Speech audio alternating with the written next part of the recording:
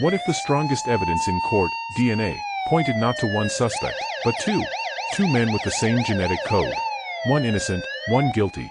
And no way for science or the law to tell them apart. DNA isn't always the hero, sometimes it's the betrayer. Marseille, France.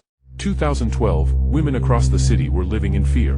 A masked man had been terrorizing neighborhoods, breaking into apartments, dragging victims into alleys. Police collected DNA samples from the crime scenes. The evidence was crystal clear, a perfect genetic match. Detectives thought they had their man. But when they arrested 24-year-old twin brother number 1, the case took a twist that felt pulled from a crime novel. Because his identical twin brother carried the exact same DNA. One set of crimes. Two possible suspects. And science unable to separate them. Identical twins share nearly 100% of their DNA. To a crime lab, they are indistinguishable. The Marseille rapes put this flaw on global display. Police were trapped. Both twins denied involvement. Neither confessed. And without a way to split their genetic fingerprints, prosecutors faced an impossible decision: charge both, or risk letting the real predator walk free. For months, the case stalled. Public outrage grew. Victims waited for justice that seemed out of reach. But this wasn't just a French problem. In Boston, years earlier, another nightmare unfolded. Two women were raped. DNA evidence pointed straight to a suspect named Dwayne McNair. Case closed? Not quite. Dwayne had an identical twin, Kevin, a man with the same genetic code. Suddenly, prosecutors faced the same dilemma. Science couldn't say which brother was guilty. For nearly a decade, the case haunted investigators. Victims feared they'd never see justice.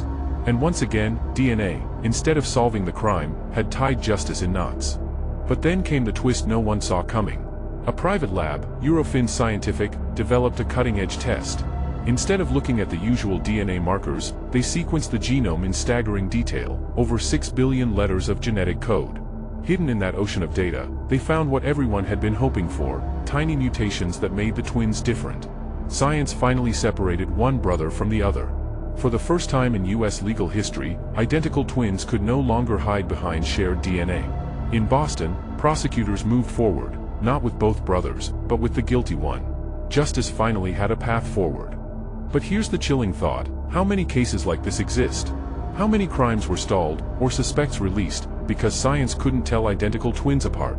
In France, victims of the Marseille attacks may never truly know which twin hurt them. In the US, a breakthrough saved one case. But tomorrow, in another part of the world, the same problem could return. DNA may be powerful. But in the shadows of genetics, even the smallest twist of biology can turn evidence into betrayal.